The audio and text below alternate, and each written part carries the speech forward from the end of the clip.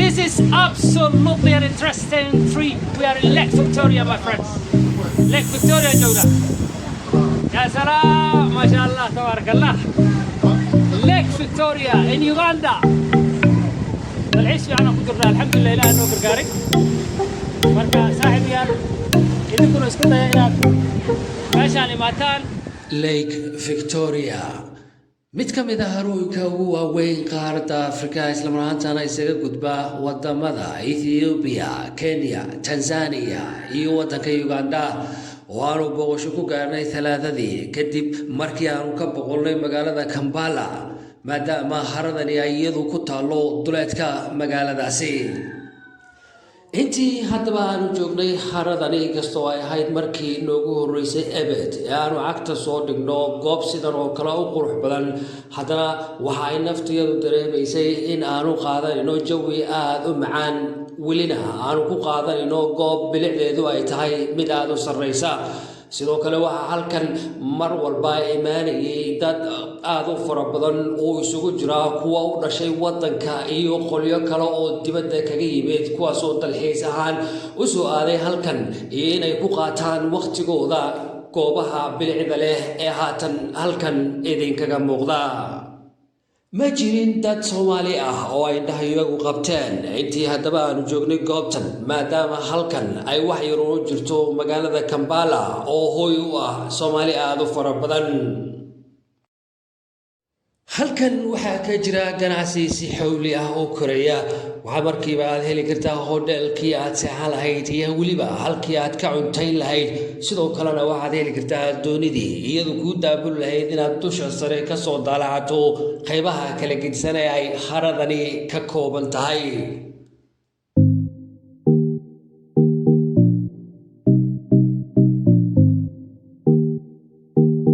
السلام عليكم guys سليا حالدين كورنا حاجنا waxa ku suganahay Miyay Beach oo kamid magaalada Uganda ku taalo Kampala siba khaasatan marka waxa rabay walaalkeen in loo kala kiciyo Liban Kulo Facebook TikTok YouTube ka halagu soo yaacay lahaay waa ka saxay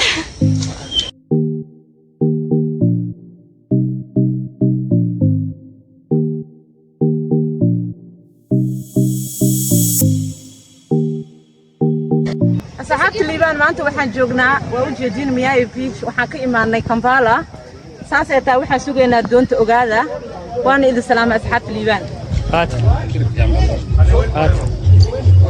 أنا هات تعال crew coming هنا هذا راعينا مركا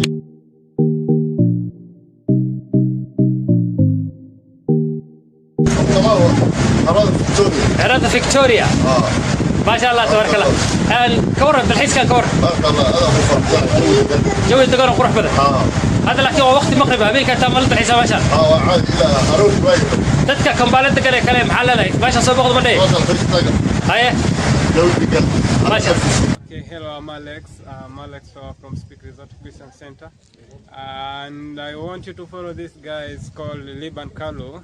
Liban Kulo. Liban Kulo on TikTok. Liban Kulo on YouTube Liban and Facebook. Facebook Liban Kulo. Okay, what can you tell us about this beautiful place, Alex? Okay, this beautiful place is a very awesome place to be, especially this festive season, and everyone is welcome here, just for free of charge. You just come and have fun.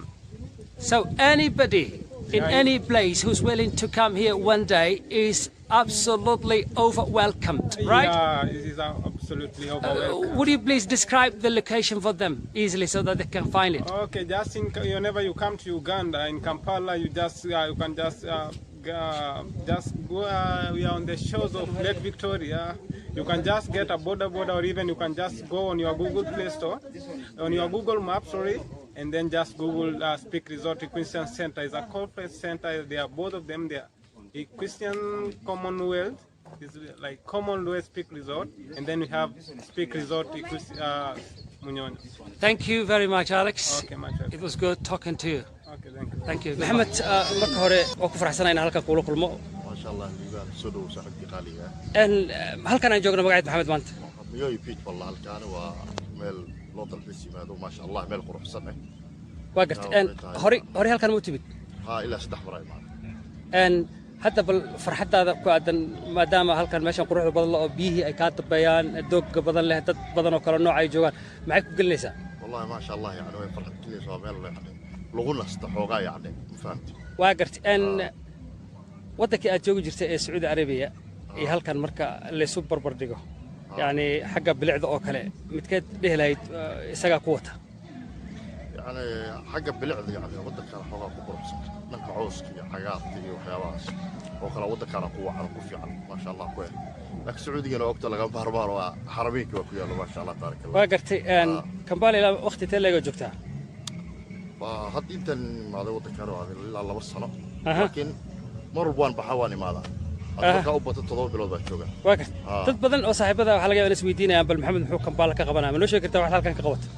يعني كانوا بحيث هاي سيدا أوبت مركور تأشير أو ماذا ضف عمرين سيدا ويقانين. أيه. لكن دبلو حتى الحمد لله كان عسي وحياة وكلت مرة مش كله.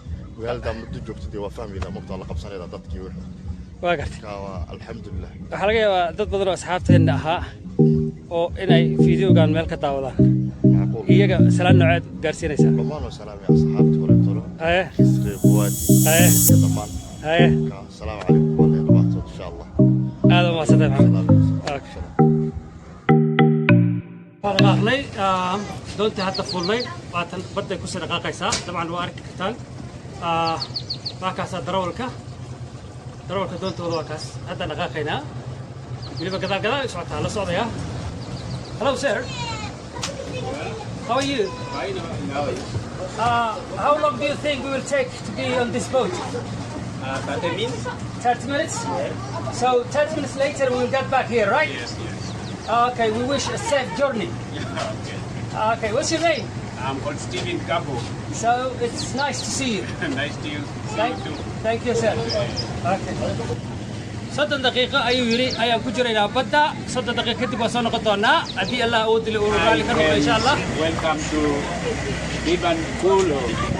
We are on Lake Victoria in Kampala, capital city of Uganda.